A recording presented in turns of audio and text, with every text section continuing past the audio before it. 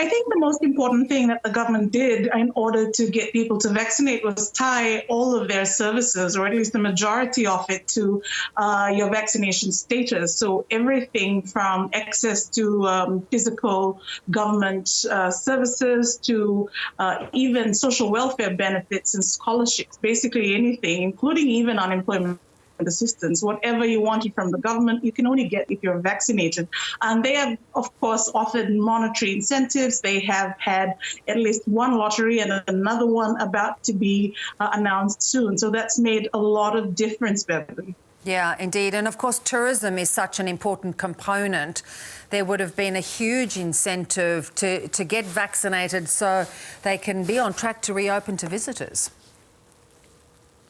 Absolutely, with 40% of our economy and at least another 20% more completely reliant on tourism and supported by it, there's a lot of incentive for people in quite a large part of this main island, Viti Levu, to get vaccinated. It has helped a lot, though, too, that the government's early quarantine program was centered in and around our tourism facilities. So that's made all of the difference as well.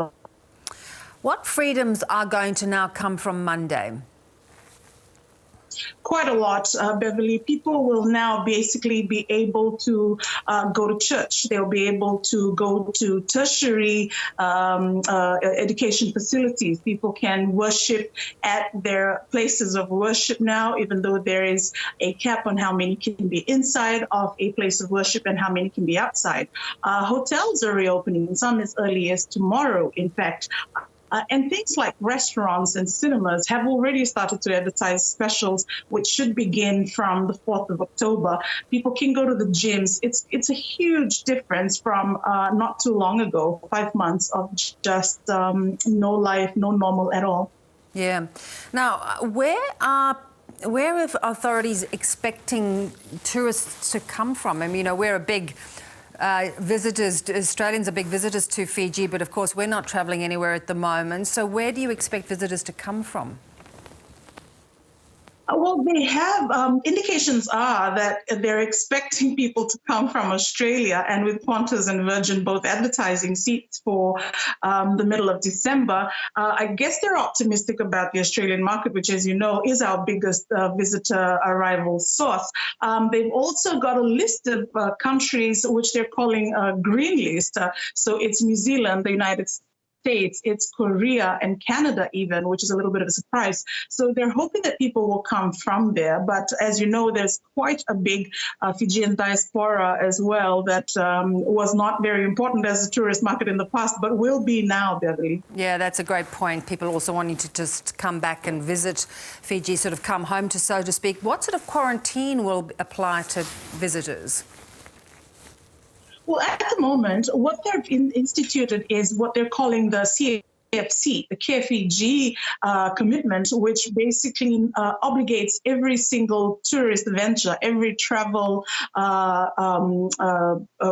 business of any sort to fully vaccinate every single eligible staff. Everyone over the age of 12 in this country can now access vaccines. And so that's a large part of what they're doing. And what they're expecting is that when people come in, they will be restricted from the safe zones that will be centered around those places where people are fully vaccinated.